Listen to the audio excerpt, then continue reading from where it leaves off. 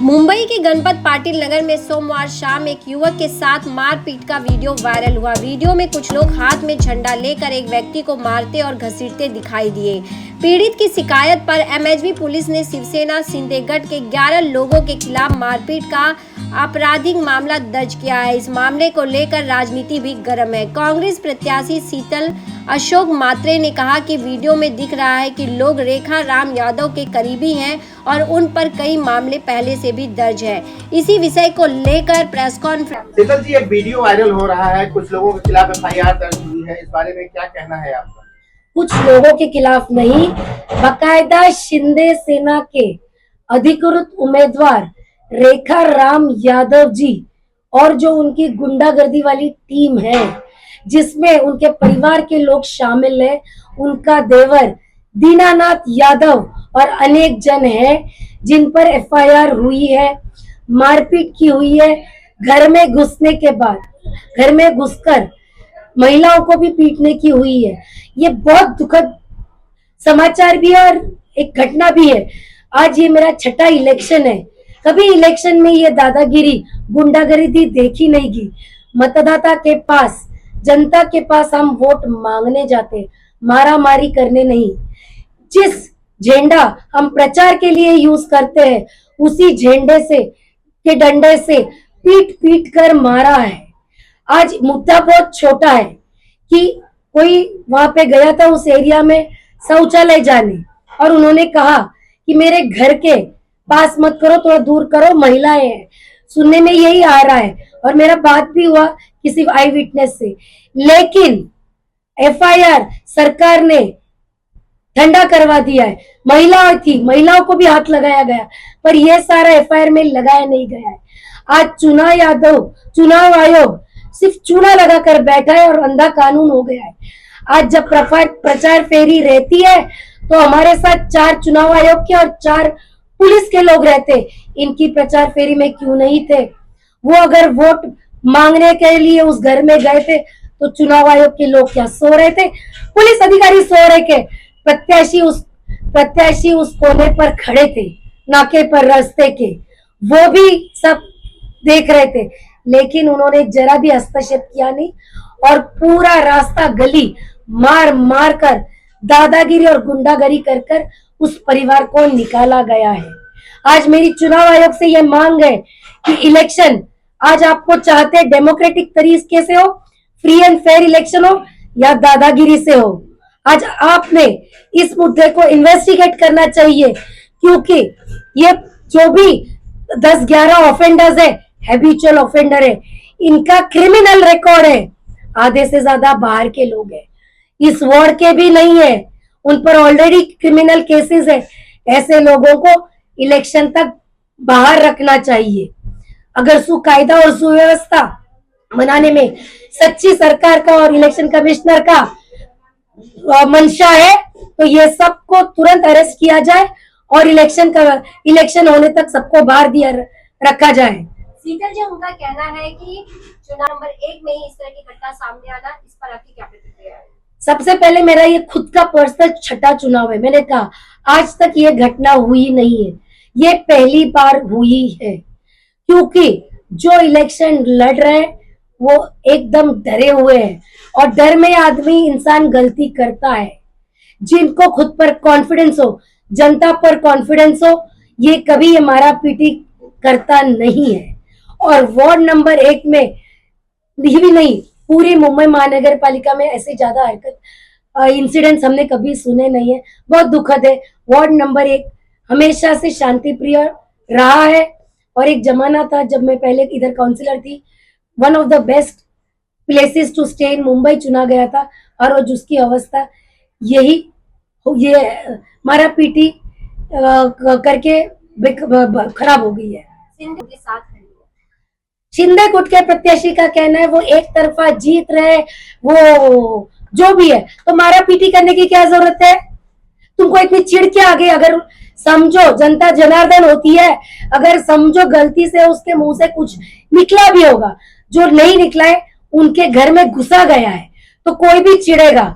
औरतें रहती है घर में कोई घुसेगा तो चिढ़ेगा, लेकिन अगर तुम जीत रहे हो, चुपचाप भाई निकल सकते थे। तुम्हें चिढ़ कैसी, तुम्हें डर कैसी?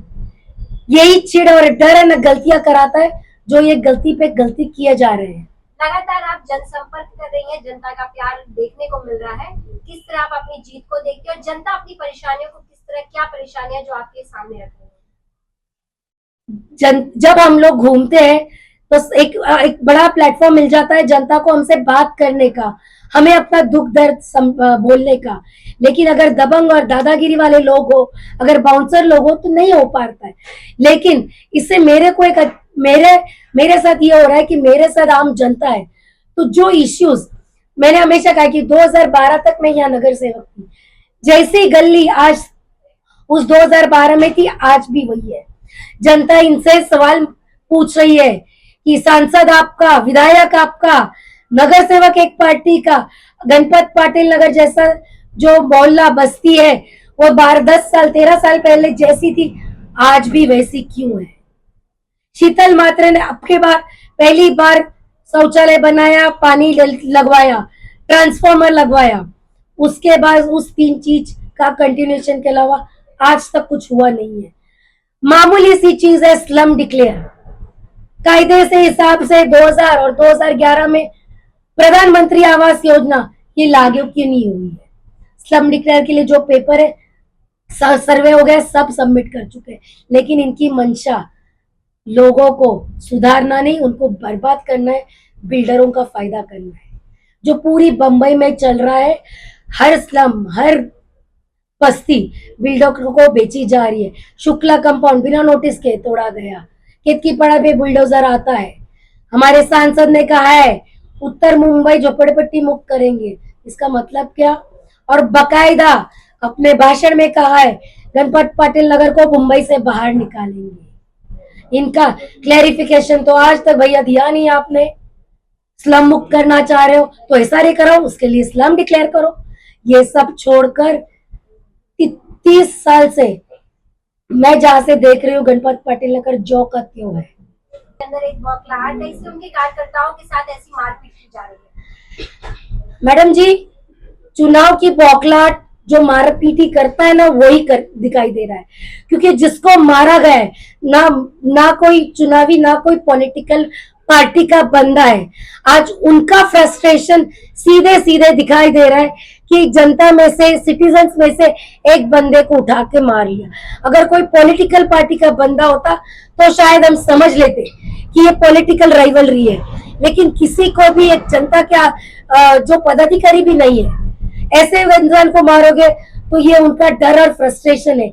इतना ही नहीं, हमारे प्रत्याशी यहाँ बाउंसर्स लेके घूमते हैं, 2 काले काले सांड जो सब जनता को दूर कर रहे। अरे जो जनता से अभी से चिढ़ते, जनता को अभी दूर करते, वो इलेक्शन के बाद क्या करेंगे? अगर उनको इतना ही जनता से प्यार था, ऐसे दबंग और दादागिरी करने वाले लोगों को वापरते नहीं। आज जनता के पास हम वोट मांगने जाते हैं, जनता से प्रार्थना करने जाते हैं, ना कि जनता को दूर करने। बाउंसर लेके सांसद भी नहीं घूमता है, मंत्री भी बाउंसर लेके इलेक्शन में नहीं घूमता है। और इनको ये बाउंसर की जरूरत इसलिए पड़ी क्योंकि उनको डर है, लोग जवाब मांगेंगे, लोग जवाब पूछेंगे, और इनके पास जवाब नहीं है, इसीलिए लोगों को पहले ही दूर कर दो। चुनाव आयोग को चूना लगा है।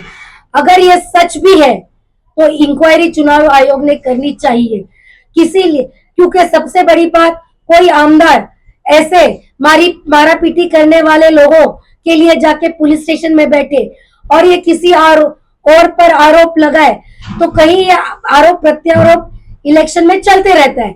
लेकिन इसमें इलेक्शन कमिश्नर क्यों चुप बैठे, पुलिस क्यों चुप बैठी है?